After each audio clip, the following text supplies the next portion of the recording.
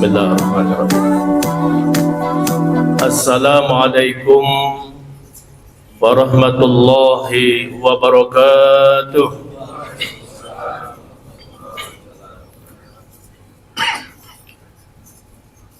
Kurang semangat jawabnya Bapak Ibu. Pergi ke masjid di hari Jumat, jangan lupa menggosok gigi. Kalau salam dijawab kurang semangat, kita ulangi sekali lagi. Assalamualaikum warahmatullahi wabarakatuh.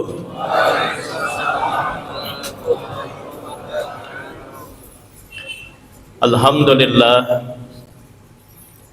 Alhamdulillahilladzi arsala rasulahu bil huda wa dinil haqq liyudhhirahu 'ala ad-dini kullihi wa kafa billahi shahida. Asyhadu an la ilaha illallah wahdahu la syarika lah wa asyhadu anna Muhammadan 'abduhu wa rasuluhu la nabiyya ba'dah. Allahumma shalli wa sallim ala sayyidina Muhammadin wa ala alihi wa sahbihi ajma'in, amma ba'd. Rabbi shrah li sadri wa yassir li amri wahlul 'uqdatam min lisani yafqahu qawli. Rabbana zidna ilman warzuqna fahman wa alhiqna bis salihin. Subhanaka la ilma lana illa ma 'allamtana innaka antal alimul hakim. Bapak Ibu hadirin jamaah Masjid Baitul Adli Kejaksaan Agung Republik Indonesia yang berbahagia. Judul dari tausiah pada zuhur kali ini adalah doa terlilit hutang. Bapak Ibu hadirin yang saya hormati, diceritakan pada masa Nabi kita Muhammad SAW ada salah seorang sahabat yang bernama Abu Umamah.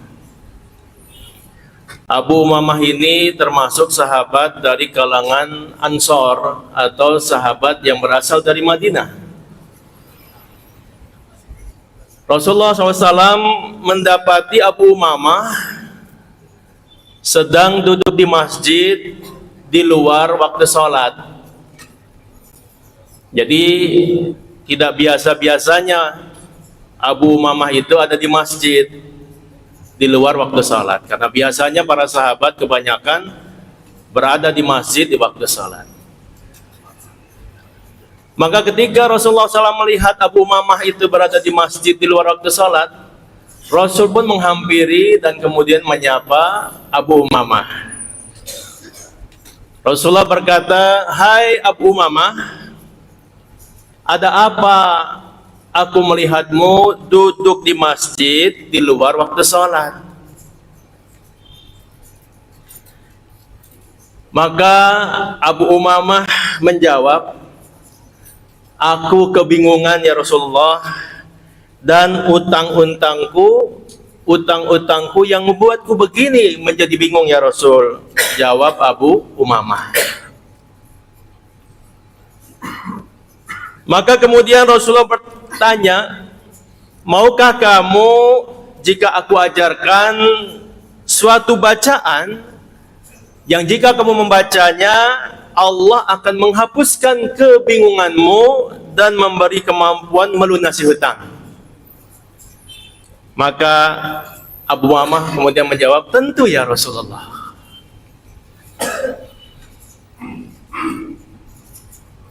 Mau tahu Bapak Ibu doanya? Maka kemudian Rasulullah SAW mengajarkan doa, "Allahumma inni a'udzubika minal hammi wal hazan wa a'udzubika minal ajzi wal kasal wa a'udzubika minal jubni wal bukhl wa a'udzubika min ghalabatid dain wa qahrir rijal. Rawahu Abu Dawud.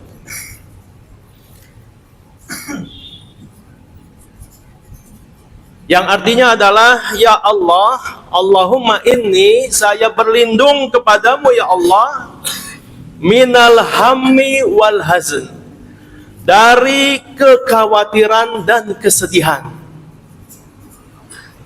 Wa a'udzubika minal ajzi wal kasal, dan aku berlindung kepadamu ya Allah dari kelemahan dan kemalasan. Wa a'udzubika minal jubni wal bukhl, dan aku berlindung kepadamu ya Allah dari sifat pengecut dan kikir. Wa a'udzubika min ghalabatid dain wa qahrir rijal, dan aku berlindung kepadamu ya Allah dari banyaknya hutang dan tertindas oleh manusia. Hadis riwayat Abu Dawud. Bapak Ibu hadirin yang berbahagia, di dalam doa ini Rasulullah SAW mengajarkan kita untuk memohon kepada Allah Subhanahu wa Ta'ala atas 8 hal. 8 hal ini tampaknya sering menimpa kita. Maka kalau kita mengalami 8 hal ini, maka Rasulullah mengajarkan doa ini untuk kita biasakan dibaca di pagi hari dan di sore hari. Allahumma inni a'udzubika minal hammi wal hazan, wa a'udzubika minal ajzi wal kasal, wa a'udzubika minal jubni wal bukhl, wa a'udzubika min ghalabatid dain wa qahrir rijal. Ya Allah, aku berlindung kepadamu dari kekhawatiran dan kesedihan. Hati ini Bapak Ibu sering merasa khawatir akan permasalahan hidup. Kita sering khawatir akan sesuatu yang mungkin menimpa kita. Terkait dengan masalah ekonomi, terkait dengan masalah politik, terkait dengan masalah hal-hal yang ada di sekitar kita. Kita sering khawatir. Dan kekhawatiran kita ini bahkan cenderung sampai kepada kesedihan. Maka Rasul mengajarkan, Allahumma inni a'udzubika minal hammi wal hazan. Ya Allah, aku berlindung kepadamu dari kekhawatiran dan kesedihan. Jadi mohon pada Allah agar hati ini tidak terlalu khawatir, tidak terlalu sedih. Karena kita punya Allah Subhanahu wa Ta'ala. Karena kita punya Tuhan yang mengatur segala sesuatu alam semesta ini. Maka jangan takut, jangan khawatir. La takhaf wa la tahzan. Maka minta pada Allah ketika muncul rasa kekhawatiran dalam dada kita, kesedihan dalam jiwa kita.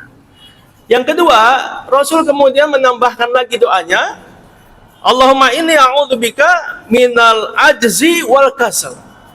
Ya Allah, aku berlindung kepadamu dari kelemahan dan kemalasan. Kadang-kadang kita merasa lemah, tidak berdaya. Fisik kita mungkin semakin hari semakin bertambah usia, merasa semakin lemah. Berbagai hal, aktivitas mulai ingin kita tinggalkan, malas untuk kita kerjakan. Dan kemudian juga mungkin karena faktor ekonomi, karena faktor hal lain sebagainya, kita merasa lemah. Maka mohon pada Allah Subhanahu wa Ta'ala agar Allah melindungi kita dari rasa lemah dan rasa malas. Ya, mau berangkat ke kantor, tiba-tiba malas ke kantor, pengennya di rumah saja. Mau pergi ke masjid, malas ke masjid. Ini harus kita jauhkan, dan diantaranya dengan berdoa. Wa a'udzubika minal ajzi wal kasal. Aku berlindung kepadamu ya Allah dari kelemahan dan kemalasan. Yang ketiga, Rasulullah juga mengajarkan wa a'udzubika minal jubni wal bukhl. Dan aku berlindung kepadamu ya Allah dari sifat pengecut dan kikir. Kadang-kadang mungkin kita awalnya orang yang memiliki keberanian, menghadapi ketidakbenaran, menghadapi kezaliman, menghadapi ketidakadilan, kita berani. Tapi boleh jadi dalam satu posisi, dalam satu keadaan, muncul sifat pengecut kita. Khawatir nanti kalau saya lakukan, nanti akan berdampak buruk buat saya dan keluarga. Kalau saya ambil sikap, nanti akan berefek pada jabatan atau karir saya. Maka mohon perlindungan pada Allah. Perlindungan dari sifat pengecut dan kikir. Ketika punya uang di dompet, ketika punya harta, mau berbagi itu rasanya berat. Takut miskin, takut kekurangan, sehingga tidak mau mengeluarkan rezekinya untuk orang lain. Maka ini minta pada Allah Subhanahu wa taala perlindungan. Wa a'udzubika minal jubni wal bukhl. Aku mohon perlindungan kepadamu ya Allah dari sifat pengecut dan kikir. Dan yang terakhir, Rasulullah mengajarkan doanya terkait dengan Abu Umamah yang berada di masjid di luar waktu sholat. Wa a'udzubika min ghalabatid dain wa qahrir rijal. Dan aku berlindung kepadamu ya Allah dari terlilit hutang dan tekanan orang lain. Jadi ketika Bapak Ibu ya, hutang itu boleh atau tidak? Boleh Bapak Ibu ya. Hutang itu boleh. Yang tidak boleh itu kalau tidak bayar. Ya, ini banyak orang ngutangnya semangat, bayarnya nggak semangat. Parah ini. Ya, orang yang mati syahid, mati di medan tempur, jihad fisabilillah, tapi ketika dia wafat masih punya hutang, itu bisa terhambat tidak masuk surga. Apalagi yang tidak mati syahid. Nabi kita Muhammad SAW pernah akan menyolatkan jenazah seorang sahabat. Lalu beliau bertanya, apakah sahabat kita ini ada punya hutang? Ada ya Rasulullah. Nabi balik kanan meninggalkan orang tersebut. Sampai sahabat mengajukan diri, ya Rasulullah, saya yang menanggung hutangnya. Rasul balik lagi dan menyolatkan. Jadi ini tidak main-main Bapak Ibu. Masalah hutang ini jangan dianggap sepele. Ya, ayat terpanjang di Al-Quran, ayat terpanjang Pak, itu surat Al-Baqarah ayat 282, satu halaman. Itu bicara tentang apa? Bukan bicara tentang surga, bukan bicara tentang neraka, bukan bicara tentang hari kiamat, bukan bicara tentang sholat. Satu halaman itu bicara tentang hutang piutang. Nanti Bapak bisa lihat, Ibu bisa lihat surat Al-Baqarah ayat 282, satu halaman. Ya ayyuhalladzina amanu idza tadayantum bidainin ila ajal musamma faktubuh ila akhir ayat. Hai orang-orang yang beriman, apabila kamu bertransaksi tidak secara tunai, hutang piutang, wajib catatlah. Nah ini, kita suka minjemin uang, tidak dicatat. Percaya aja, nggak taunya kasus. Al-Quran sudah memerintahkan kalau berhutang wajib dicatat. Maka Bapak Ibu, kalau kita punya hutang, mohon pada Allah ya agar bisa menyelesaikan hutang itu. Wa'udzubika min ghalabatid dain wa qahrir rijal. Biasanya orang kalau berhutang merasa tertekan, merasa tertindas, dia merasa teraniaya. Maka mohon pada Allah agar bisa keluar dari masalah tersebut.